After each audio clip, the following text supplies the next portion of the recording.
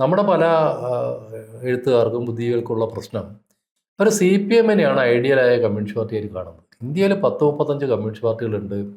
പല രീതിയിൽ അവർ പ്രവർത്തിക്കുന്നുണ്ട്, പലതരത്തിൽ രാഷ്ട്രീയത്തിൽ ഇടപെടുന്നുണ്ട്. ഗവൺമെൻറ് ഉണ്ടാക്കാൻ അവസരം കിട്ടുന്നത് സി പി എമ്മിനും സി പി ഐക്കുമാണ്. ഗവൺമെൻറ് ഉണ്ടാക്കുന്നതാണ് ഒരു കമ്മ്യൂണിസ്റ്റ് പാർട്ടിയുടെ പ്രധാനപ്പെട്ട ജോലി എന്നുള്ള ചോദ്യമുണ്ട്. സ്വാഭാവികമായിട്ടും കഴിഞ്ഞ 50 കൊല്ലത്തിനിടയ്ക്ക് ഏതെങ്കിലും ഒരു സ്റ്റേറ്റിൽ സി പി എമ്മിന് ഗവൺമെൻറ് ഉണ്ട്. ഒന്നിൽ ബംഗാളിലുണ്ട്, അല്ലെങ്കിൽ ത്രിപുരയിലുണ്ട്, അല്ലെങ്കിൽ കേരളത്തിലുണ്ട്. ഈ 3 സ്ഥലം ഒഴികെ മറ്റൊരു സ്ഥലത്തും സി പി എമ്മിനോ സി പി ഐക്കോ ഗവൺമെൻറ് പങ്കാളിത്തമില്ല. അവർ ഗവൺമെൻറ്റിനെ നയിക്കുന്നില്ല, പങ്കാളിത്തം പോലും ഇല്ല. ഈ 3 സ്റ്റേറ്റിന് പുറത്തുള്ള വലിയ ഒരു പ്രദേശമല്ല ഇന്ത്യ എന്ന് പറയുന്നത്. എത്രയോ സംസ്ഥാനങ്ങൾ വേറെ കിടക്കല്ലേ. അതുകൊണ്ട് കേരളത്തിലെ ഗവൺമെൻറ് വീണ് കഴിഞ്ഞാൽ, കേരളത്തിൽ സി പി എമ്മിന് ഭരണം നഷ്ടപ്പെട്ട് കഴിഞ്ഞാൽ ഇന്ത്യയിൽ കമ്മ്യൂണിസ്റ്റ് പാർട്ടി ഇല്ല, കമ്മ്യൂണിസം ഇല്ല, കമ്മ്യൂണിസ്റ്റ് ആശയങ്ങളില്ല എന്ന് പറയുന്നത് യാഥാർത്ഥ്യമായിട്ട് പൊരുത്തപ്പെടുന്ന കാര്യമല്ല.